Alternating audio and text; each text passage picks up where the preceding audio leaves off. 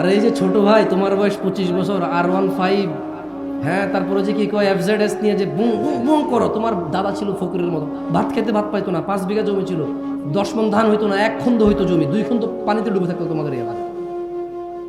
অথবা মরুভূমি ছিল, পানি ছিল না, উঁচু এলাকা, এরকমই বাংলাদেশ ছিল। 30-40 বছর আগের কথা বলছি, বেশি দিন আগের না। 1 খন্দ জমি পেত, ধানের পাশে যে ঘাসের বিচি, ওই ঘাসের গোটা তুলে এনে জাউ রান্না করে খাইতো।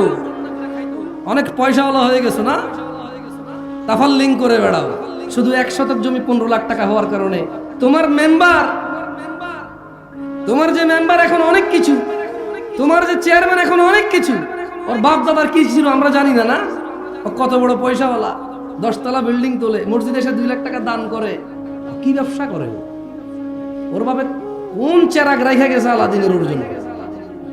হ্যাঁ, ইত্তাকুল্লাহ ইয়া নাস, মানুষ আল্লাহকে ভয় করো।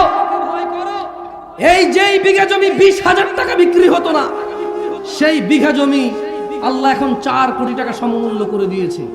তবু তুমি 1 শতক জমি মসজিদ মাদ্রাসা দান করতে রাজি নও। অথচ তোমার এই 1 শতক জমির দাম 2,000 টাকা ছিল না, 2,000। এখন থেকে 20 বছর আগে তোমার এই 1 শতক জমির দাম 1 লাখ টাকা ছিল না। আজকে যে 1 শতক জমি 20 লাখ অনেক প্রিয় হয়ে গেছে, ওখান থেকে অর্ধেক দিয়ে দিল। তোমার বাপের যা ছিল তোমার এখন বেশি থাকবে।